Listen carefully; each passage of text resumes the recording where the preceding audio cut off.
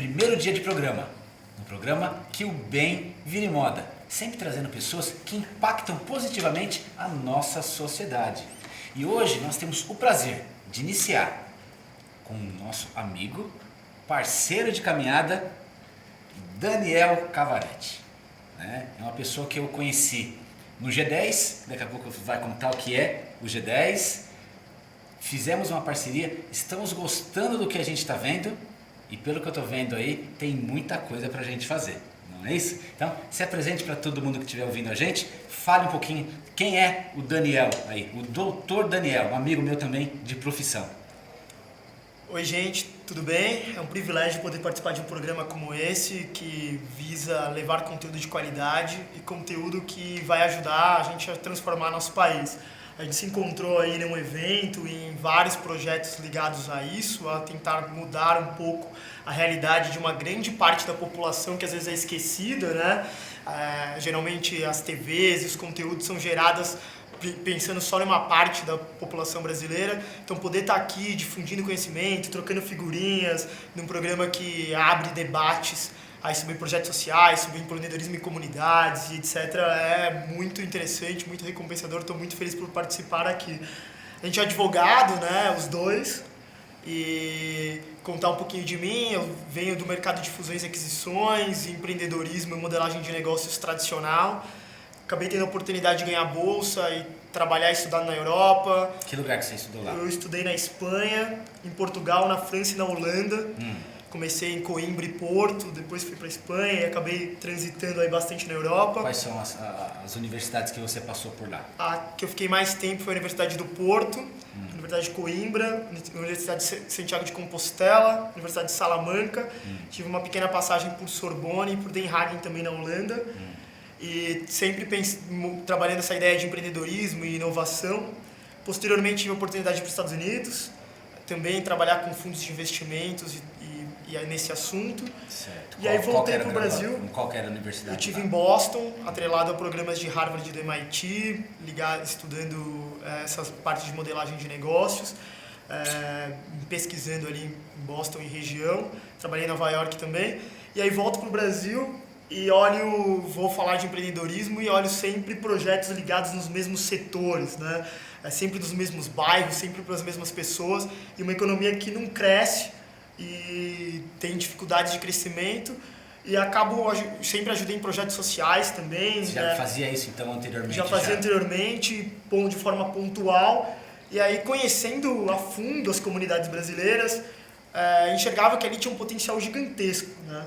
Tem uma grande parte da população ali, pessoas super qualificadas, que entendem um mercado diferente que não está sendo explorado, e passei a bolar programas e projetos ligados ao empreendedorismo dentro de comunidades, e foi aí que eu vi um mercado gigantesco que poderia ajudar não só a transformar a parte social e transformar essas realidades dessas pessoas que vivem nessas áreas urbanas, mas também transformar o país inteiro ao desenvolver esses mercados. Isso que é legal, né? Até estava comentando com você nos bastidores aí que uma vez eu estava em nome de uma comunidade, fui conversar com uma pessoa e a pessoa, né, falou: o que um advogado está ajudando uma comunidade?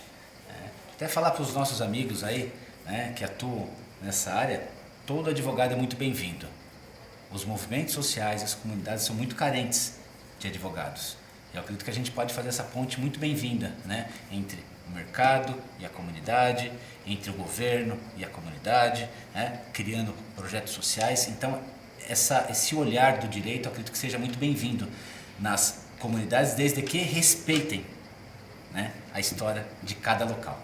Exatamente, acho que essa cocriação, né, de pegar um pouco diversos olhares e sempre colocar aí o morador como protagonista, porque ninguém melhor que o próprio morador da comunidade para entender os problemas que eles têm e, com base nesse grande entendimento que eles têm dos problemas, eles buscarem a solução. Sim. Porque empreender nada mais é do que resolver problemas, né? Sim. Então, se a gente tem ali diversos problemas, a gente tem um prato cheio para empreender, e o morador é um maior conhecedor daquele universo, daqueles problemas, e que pode ter aí em cocriação com pessoas de fora, pessoas de dentro, encontrar soluções bem efetivas para aquilo. É uma coisa bem legal que me chamou a atenção, e olha que eu estou em projetos sociais desde os 14 anos de idade, né, ajudando as comunidades e tudo mais, juntando lá no G10 as 10 maiores favelas do Brasil são mais de 7 bilhões de reais anuais.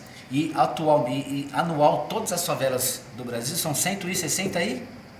Acho que 164, vou 164 depois olhar o dado, mas bilhões. é um mercado gigantesco, a gente ainda não tem dados muito bem trabalhados, e isso é um desafio do G10, né? O G10 foi o que é o G10? Conta mais ou menos a para as ideia do pessoas. G10 foi quando a gente começou a trabalhar em empreendedorismo e inovação nas comunidades, várias comunidades já estavam fazendo trabalhos incríveis nesse assunto, e saiu essa pesquisa desses números, ainda a gente tem poucos números levantados sobre as comunidades. Surgiu aí a ideia de criar um bloco econômico para aproximar essas comunidades, porque vai ser muito mais atrativo para investidores, vai ser muito mais possível os empreendimentos deixarem de ser só empreendimentos familiares, empreendimentos de necessidade, sim, empreendimentos reais, grandes e se desenvolverem das comunidades, a gente aproximar tudo isso e ter esse mercado para ser explorado. Então o G10 tem esse desafio de mudar um pouco a visão que as pessoas têm da comunidade, criar um grande bloco econômico para aproximar todo esse mercado, para que o morador seja protagonista aí da própria transformação, que ele crie esses produtos e que ele tenha espaço para que o produto criado em Paraisópolis possa sair para Rocinha, possa sair para o Alemão, para Maré, possa sair para Brasília, Recife, Coroadinho e etc. Então a gente cria um mercado para conectar essas pessoas e essas comunidades brasileiras, tornando os empreendimentos de comunidade altamente escaláveis. Agora você imagina, se gera tudo isso de valores, mais de 160 bilhões por ano. O que essas comunidades têm em comum? Praticamente 0% de saneamento básico. Então, são verdadeiros heróis para conseguir empreender num ambiente tão degradado. Agora, você imagina se tanto o Estado quanto o segundo setor, que são os empresários, olhassem minimamente para essas pessoas. O quanto de 160 e poucos bilhões de reais, o quanto esse mercado poderia ser aquecido. Sim. E a gente fala aí se dependendo dos números, a gente pode chegar até a 40 milhões de desempregados no nosso país. Só que se a gente tiver os mesmos caminhos, nós vamos ter os mesmos resultados. Albert Einstein. Então, o que acontece? O Estado, o mercado, precisa olhar para onde ele nunca olhou. Exato. Para que a gente comece realmente a crescer o Brasil de uma maneira, correta. E não tem como. E o que eu acho legal, que nos aproximou também, a todo mundo que está nos vendo, a gente não quer ajudar a comunidade para que ela permaneça a comunidade. Se Deus quiser, a favela, eu espero que daqui a uns 50 anos não exista mais no Brasil. A gente precisa colocar metas. Não podemos ter favela. A favela é um erro do sistema. Como que existe pessoas que vivem sem o básico? Como? Então, acredito que a gente tem que fazer uma força-tarefa, realmente. O G10 está de parabéns, essa iniciativa é fenomenal, é maravilhosa. A gente precisa estruturar para que as favelas deixem de existir. E vão para relacionamento básico, escola, UBS, toda aquela estrutura que eu preciso minimamente para ter uma vida melhor. Porque o que não falta para o mundo não é dinheiro e não é alimento. E tem muita gente passando fome e sem recursos. Então acho que o G10 está de parabéns porque ele está tendo agora um olhar de quem realmente é maioria no Brasil. E a hora que essa massa gigantesca começar a se organizar, ninguém segura. E o Brasil aí sim vai começar a mostrar para o mundo que é um país menos desigual, porque hoje nós somos o país mais desigual do planeta Terra, sim, o segundo, acho que os Emirados Árabes é o primeiro. E é uma coisa interessante que você colocou, que a gente acredita muito, transformar essas áreas como grandes polos de negócios e aproveitar o potencial de crescimento que tem ali. Tem algumas favelas que cresceram mais ou no mesmo patamar que o crescimento do Vale do Silício, eles até chamam de Vale Brasileiro, e fazem vários comparativos quanto a isso, porque o potencial de crescimento é gigantesco, tem muita coisa que pode ser estruturada, e aí a gente vai conseguir desenvolver dessa forma a essas regiões urbanas, mas também vai poder alavancar a economia do país, gerando novos negócios, novas formas de agir, etc. Então, modelar negócios específico para comunidades é um espaço gigantesco para quem é de comunidade e para quem é de fora, olhar de uma forma, olhar ali como uma terra de muitas oportunidades, de muito potencial de crescimento, pode mudar a realidade dessas pessoas, mas também pode alavancar a economia do país.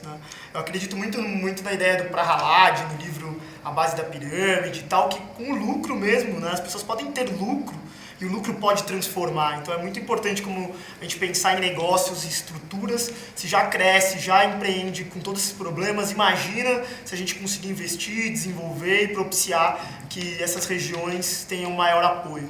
Tem até um dos desafios do G10, né? Tem até um cunho trabalhado aí academicamente, que é a penalidade da pobreza, que mostra que produzir coisas em comunidades é mais caro e mais difícil do que fora delas, né? Então a gente está tentando exatamente quebrar essas barreiras, trazendo esse desenvolvimento para que permita que esse número que já é alto, Paraisópolis, por exemplo, hoje tem 12 mil estabelecimentos comerciais, mais de 100 mil pessoas, então criando esse alicerce, conseguir ainda bem mais longe.